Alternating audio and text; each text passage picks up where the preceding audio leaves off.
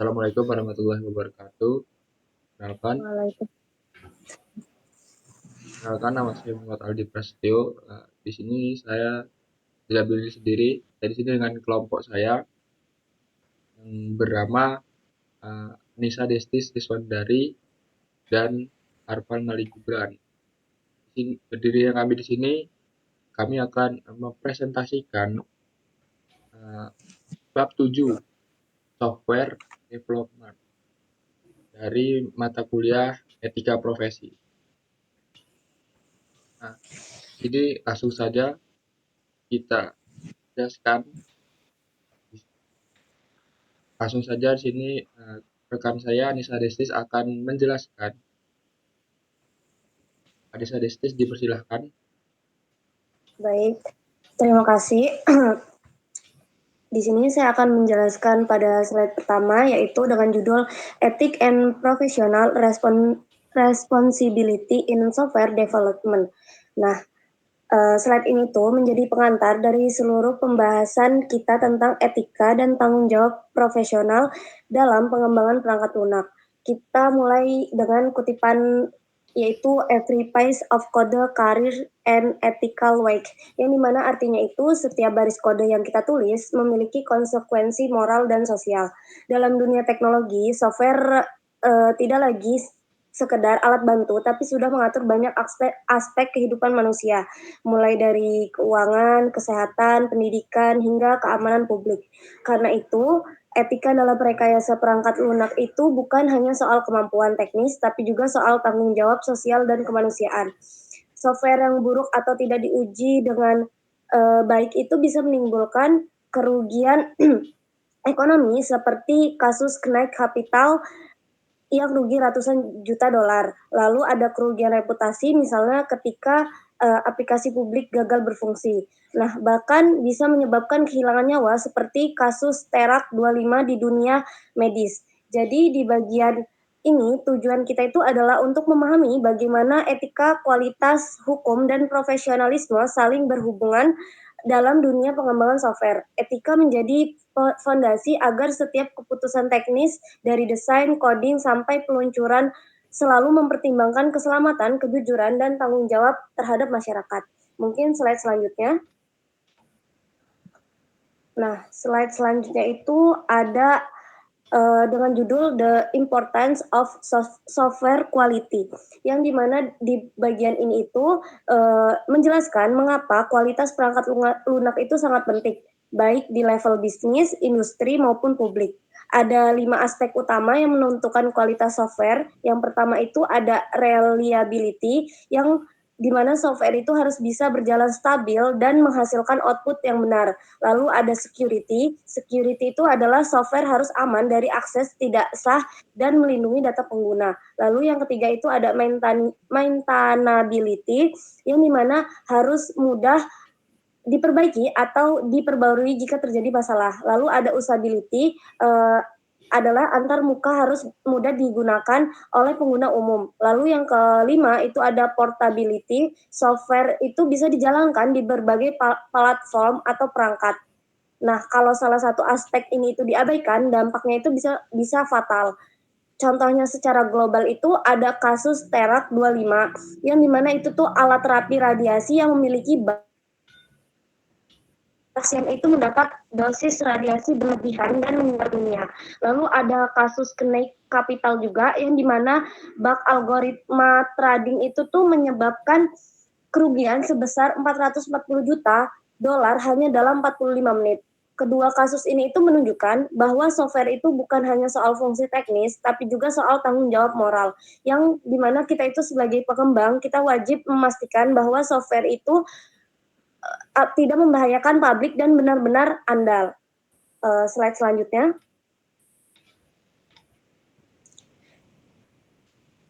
Ya, slide selanjutnya itu ada konteks yang di Indonesia ya, kasus di Indonesia. Nah, sekarang kita lihat contoh yang dari di Indonesia. Banyak proyek digital nasional mengalami masalah karena kurangnya pengujian dan kontrol kualitas. Contohnya itu yang pertama ada Peduli Lindungi, yang sempat menjadi sorotan karena isu kebocoran dan privasi data pengguna. Lalu ada Pertamina,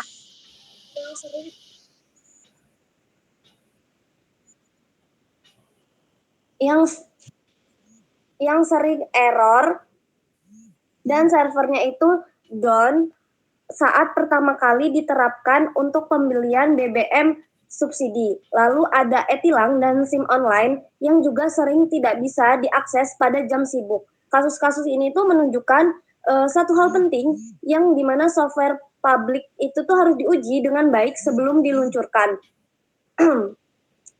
Atau loading.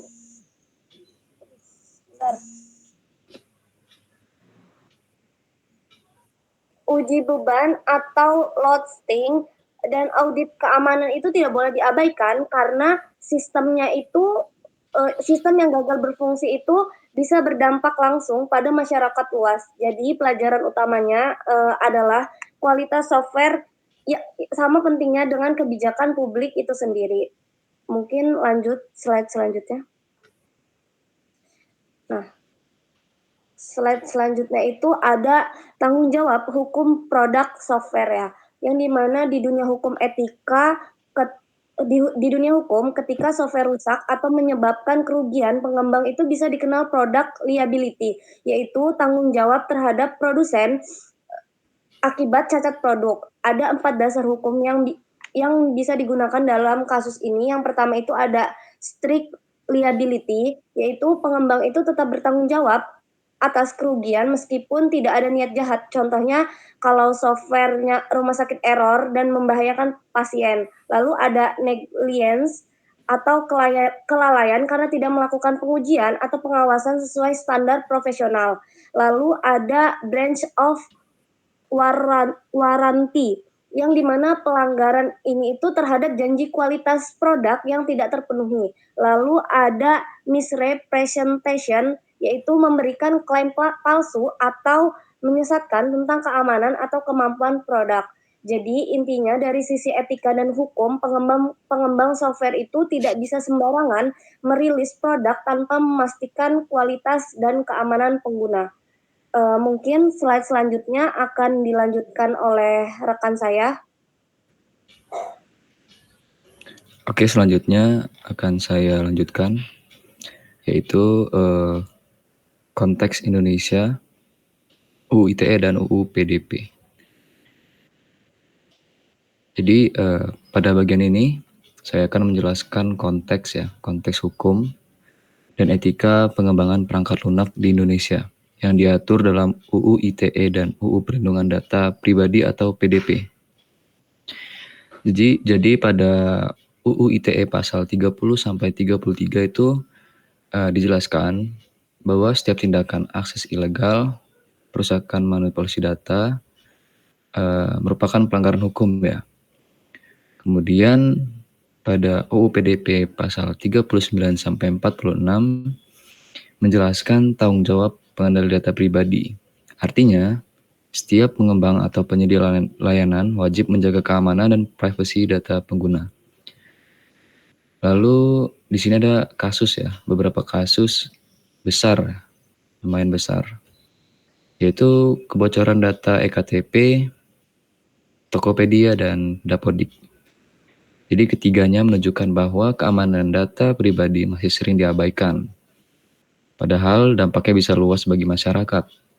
Nah, dari sisi etika, hal ini menegaskan bahwa pengembang memiliki kewajiban moral untuk menjaga privasi dan keamanan pengguna. Bukan hanya karena takut sanksi hukum, tapi karena adalah bentuk tanggung jawab profesional.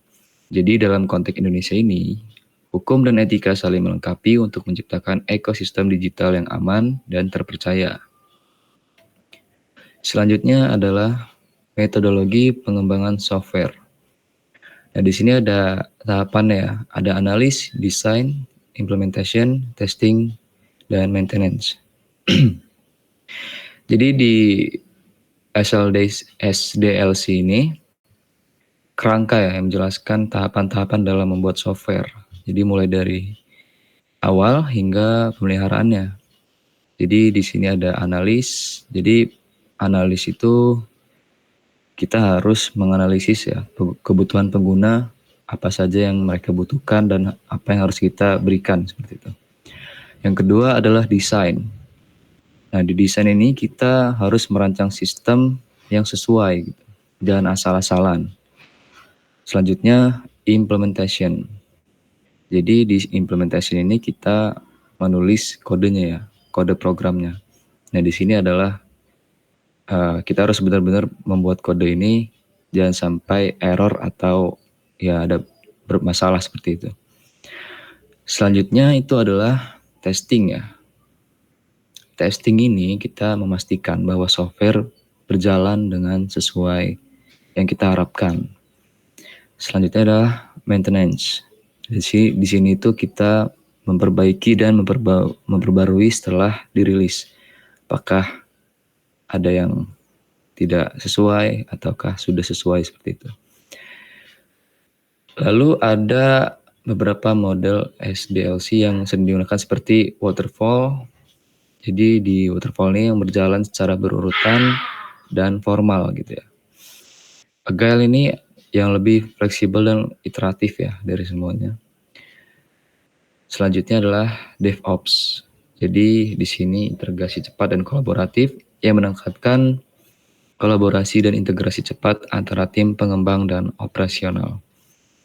Jadi pada slide ini kaitannya dengan etika, setiap tahapan SDLC seharusnya dilakukan dengan penuh tanggung jawab dan transparansi. Misalnya nih, dokumentasi dan pengujian bukan hanya formalitas, tapi merupakan tanggung jawab moral agar software tidak menimbulkan kerugian di kemudian hari. Nah, jadi metodologi pengembang bukan hanya pedoman teknis ya, tetapi juga bagian dari profesionalisme seorang software engineer.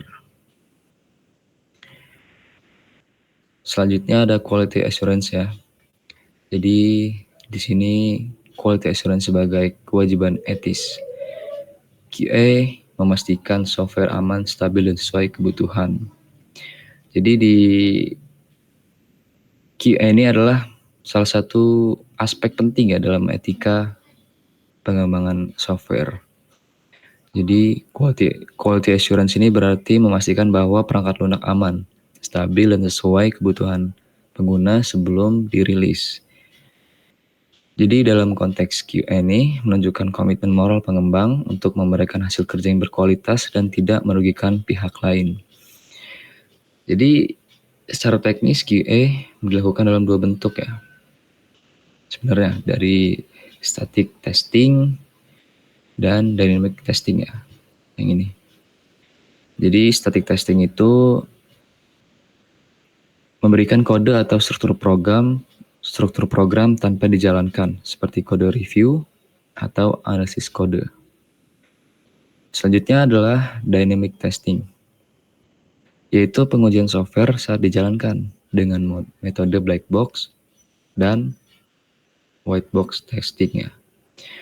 Nah, di Indonesia, praktik QA sudah banyak diterapkan misalnya di Telkom ya, Gojek, BUMN Digital. Jadi beberapa perusahaan juga telah menerapkan ya sertifikasi ISO, IEC untuk memastikan keamanan informasi. Jadi QA ini bukan hanya tentang mencari bug, tetapi tentang memastikan software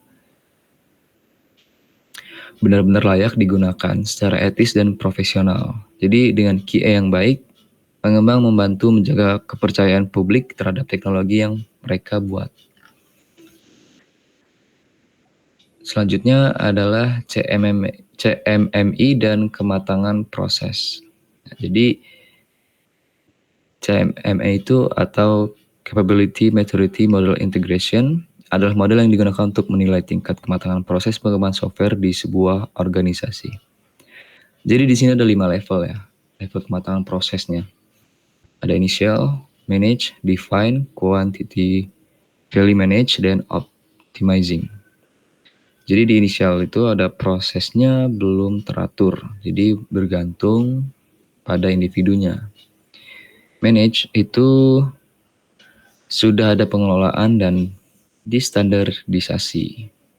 Define itu proses sudah terdokumentasi dan distandarisasi. Quantitative value manage, setiap kegiatan diukur dan dievaluasi dengan data. Lalu yang terakhir adalah optimizing. Jadi di sini organisasi fokus pada peningkatan yang berkelanjutan. Jadi contoh penerapannya itu secara global ada di Boeing dan IBM. Sedangkan di Indonesia itu diterapkan oleh BSSN dan Telkom Sigma. Jadi dari sisi etika, CMM ini membantu organisasi membangun disiplin, konsistensi, dan tanggung jawab dalam setiap proses kerja. Jadi dengan kata lain, software yang dibuat melalui proses yang matang akan lebih dapat diandalkan dan lebih kecil resikonya terhadap kegagalan yang merugikan pengguna. Jadi dari keempat topik tadi, mulai dari konteks hukum di Indonesia, metodologi pengembangan QA hingga CMMI, bisa kita simpulkan ya bahwa etika dan profesionalisme harus menjadi bagian utama dari setiap proses pengembangan software. Jadi, pengembang itu tidak hanya bertanggung jawab pada hasil akhir ya, tapi juga pada proses dan dampak sosial dari teknologi yang mereka buat. Oke, sekian. Selanjutnya akan dijelaskan oleh rekan saya, yaitu mengenai sistem kritis keselamatan oleh Aldi. Oke, baik. Di sini saya akan melanjutkan penjelasannya dari sistem kritis keselamatan. Nah, ini kita bahas definisinya dulu. Sistem kritis keselamatan adalah sistem yang kegagalannya dapat mengancam nyawa manusia. Artinya, kalau sistem ini mengalami kesalahan, itu dampaknya bukan sekedar kerugian data atau uang, tapi bisa menyebabkan cedera serius, bahkan kematian. Nah, sistem seperti ini biasanya itu digunakan di bidang-bidang yang sensitif, misalnya penerbangan, medis, nuklir, dan luar angkasa. Oleh karena itu, tiap kesalahan, sekecil apapun, itu bisa berakibat fatal. Nah, contoh globalnya, yang pertama itu ada NASA Mars Silent Orbiter. Nah, pada tahun 1999, NASA itu kehilangan pesawat luar angkasa. Ini hanya karena kesalahan unit konversi antara sistem imperial dan metrik. Akibatnya, pesawat masuk ke atmosfer Mars dengan petasan yang salah dan akhirnya hancur. Kasus ini merupakan bagian kesalahan kecil dalam perhitungan dapat menyebabkan kerugian besar baik secara finansial maupun secara ilmiah. Kasus yang kedua itu ada kasus TEREC 25, bak dosis radiasi. Ini adalah mesin terapi radiasi yang digunakan di rumah sakit pada tahun 1980-an. Karena adanya bak perangkat lunak, mesin ini justru memberikan dosis radiasi yang sangat berlebihan pada pasien. Beberapa pasien itu terluka parah dan sebagian lainnya meninggal dunia. Tragedi ini menjadi pelajaran besar bahwa pengujian dan pengawasan sistem medis itu sangat penting. Lanjut ke nilai etika, pengembang wajib pengembang wajib meminimalkan resiko kesalahan fatal. Dari dua contoh tadi, kita bisa melihat bahwa etika profesi ini sangat berperan penting dalam pengembangan sistem kritis keselamatan. Sebagai pengembang perangkat lunak atau insinyur, kita memiliki tanggung jawab moral dan profesional untuk meminimalkan resiko kesalahan fatal. Artinya, tiap tahap pengembang, mulai dari perancang, penguji, hingga implementasi, harus dilakukan dengan teliti, disiplin, dan penuh rasa tanggung jawab. Etika ini menekankan bahwa nyawa manusia jauh lebih berharga daripada efisien atau keuntungan proyek. Oke, slide selanjutnya. Nah, slide selanjutnya ada contoh sistem kritis di Indonesia.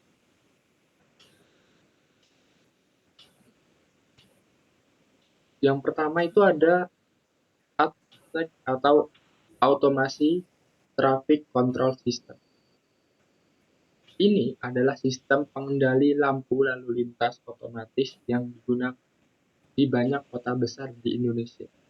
ATC ini berfungsi untuk mengatur arus kendaraan secara real time, menyesuaikan durasi lampu merah dan hijau berdasarkan kondisi jalan. Nah, sistem ini seperti tergolong kritis terhadap keselamatan karena gangguan kecil saja bisa menyebabkan kecelakaan beruntun. Misalnya, kalau lampu lalu lintas salah membaca data sensor atau tidak sinkron antara persimpangan, itu bisa muncul kebingungan di jalan, berpotensi menimbulkan tabrakan. Jadi, pengembang dan pengolah aspek ini harus memastikan sistemnya itu selalu stabil, akurat, dan aman digunakan. Yang kedua, ada sistem BMKG dan INA TEWAS. Peringatan dini gempa dan tsunami. Sistem peringatan dini gempa dan tsunami yang dikelola oleh BMKG dan INA TEWAS atau Indonesia Tsunami Early Warning System. Sistem ini mendeteksi getaran gempa, menghitung potensi tsunami, lalu mengirimkan peringatan cepat ke masyarakat. Bayangkan kalau sistem ini mengalami bug atau keterlambatan pengiriman data. Akibatnya bisa sangat fatal. Keterlambatan beberapa detik saja itu menentukan selamat atau tidaknya ribuan orang. Oleh karena itu, sistem BMKG ini juga termasuk kategori sistem kritis keselamatan publik. Ketiga itu ada tantangan bab kecil dampak besar. Dari kedua contoh ini, tadi kita bisa melihat bahwa tantangannya itu bukan hanya sistem teknis, tapi juga di sisi etika dan tanggung jawab profesional. Sebuah bab kecil itu berdampak besar bukan pada hanya sistem, tapi juga pada nyawa manusia. Yang terakhir itu ada pesan. Nah, keselamatan publik adalah tanggung jawab moral dan profesional. Jadi, sistem-sistem seperti ASTIC dan INA TEWAS ini itu membuktikan bahwa software development di Indonesia juga memiliki peran besar dalam menjaga keselamatan publik.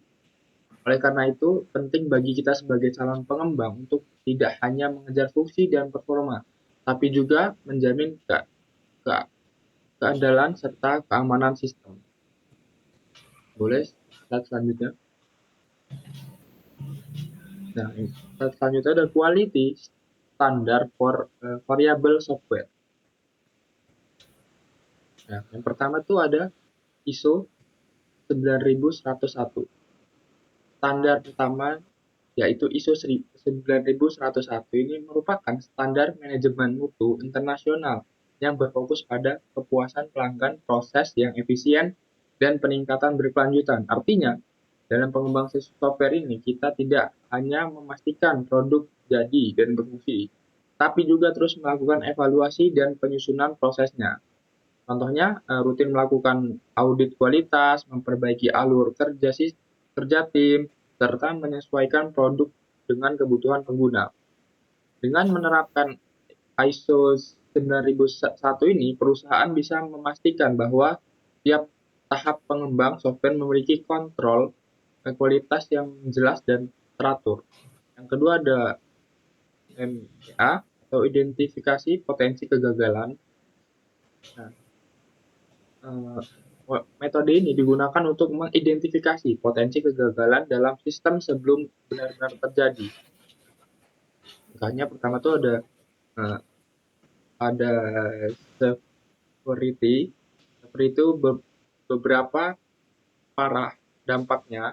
Yang kedua ada occurrence, yaitu seberapa sering bisa terjadi, dan yang ketiga itu ada detection, seberapa mudah kesalahan itu dideteksi. Nah, menghitung dari nilai RPN, risk dan number itu yaitu perkalian dari 3 faktor tadi itu menjadi prioritas perbaikan. Sekarang ke contoh penerapan di Indonesia, kasusnya itu ada aplikasi perbankan digital seperti Brimo atau Livin by Mandiri, aplikasi ini harus andal, aman, dan stabil karena mendeteksi transaksi keuangan nasabah. Dua tuh sistem akademik universitas saat KRS online. Saat ribuan mahasiswa mengakses sistem secara bersamaan, software harus tetap menampung beban tinggi tanpa error. Oke, boleh slide selanjutnya. Selanjutnya ada etika profesionalisme pengembangan. Prinsip utama itu ada beberapa. Yang pertama tuh ada do care atau berhati-hati dan teliti dalam setiap tahap pekerjaan, tidak asal menulis kode, tapi memastikan setiap fitur diuji, setiap bug diperiksa, dan setiap keputusan diambil dengan pertimbangan matang. Yang kedua itu ada honestly atau jujur tentang risiko dan batas kemampuan sistem. Jujur dalam menyampaikan risiko ini yang dikembangkan, jangan pernah menyembunyikan kelemahan sistem hanya demi terlihat sempurna. Yang ketiga ada accountability, siap bertanggung jawab atas hasil kerja. Kalau ada kesalahan atau bug yang muncul, seorang profesional itu tidak menyalahkan orang lain, tapi berani memperbaiki dan belajar dari kesalahan itu. Nilai Indonesianya itu amanah, yaitu dapat dipercaya dan menjaga tanggung jawab yang diberikan. Kedua ada gotong royong, semangat bekerja sama dalam tim yang saling bantu dan tidak egois dalam proyek bersama. Tiga, transparansi dalam kerja, yaitu terbuka dalam komunikasi dan pengambilan keputusan.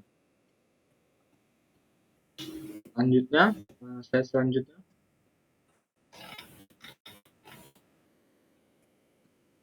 Etika dan regulasi di proyek public IT. Sini ada contohnya dalam pemerintah itu ada EKTP untuk identitas nasional, lalu BPJS kesehatan itu untuk layanan sosial dan kesehatan, Dapodik data pokok pendidikan untuk sistem data sekolah di seluruh Indonesia. Nah, proyek-proyek ini adalah contoh nyata dari sistem publik berskala besar yang membutuhkan integritas dan keamanan tinggi. Nah, selanjutnya itu ada open source lokal. Nah, misal komunitas Git dan EDF. Etika itu berbagi tanpa melanggar privasi. Dalam lingkup open source ini, etika pengetahuan itu dan kolaborasi sangat dijunjung tinggi. Namun ada batasannya. Kita harus menghormati privasi pengguna, hak kita, dan tidak menyebarkan data sensitif. Yang ketiga ada etika kerja profesional. Nah, dalam proyek ini etika profesional berarti memiliki tanggung jawab sosial, bukan hanya tanggung jawab kontraktual. Boleh di slide selanjutnya.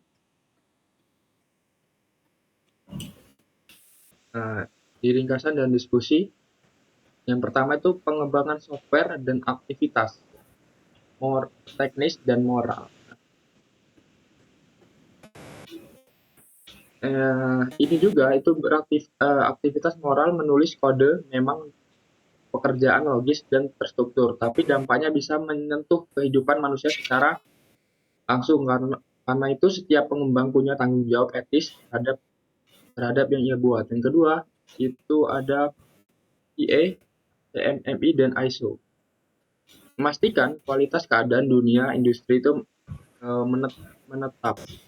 menetapkan beberapa standar seperti QA, CMMI, dan ISO. Yang ketiga itu UTE dan PDP, landasan hukum perlindungan digital Indonesia.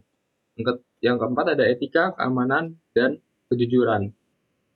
Itu kunci masa depan teknologi yang dipercaya masyarakat.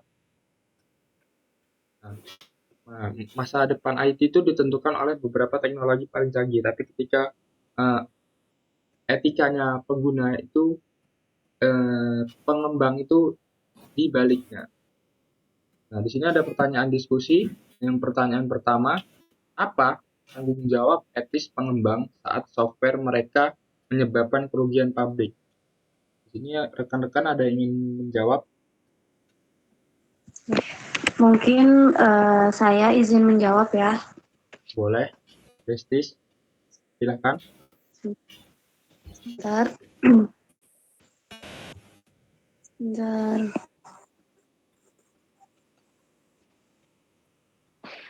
Untuk pertanyaan yang pertama ya, apa tanggung jawab etis pengembang saat software mereka menyebabkan kerugian publik?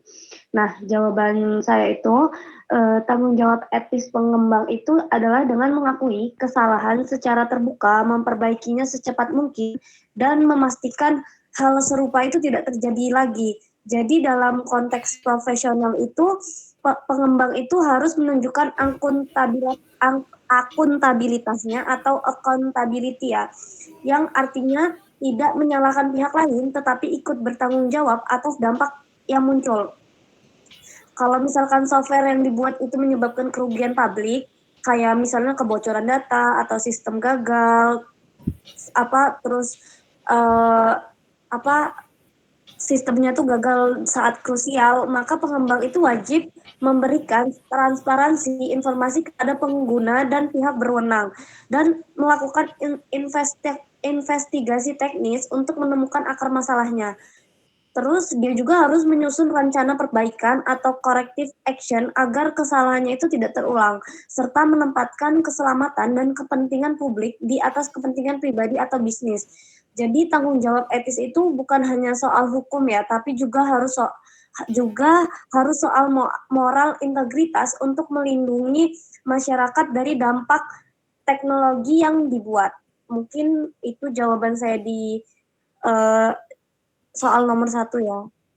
Baik, terima kasih Destis. Nah, sekarang lanjut yang kedua. Mengapa dokumentasi QA itu dianggap kewajiban moral? Ada yang ingin berpendapat, rekan-rekan? Oke, saya mungkin akan menjawab ya.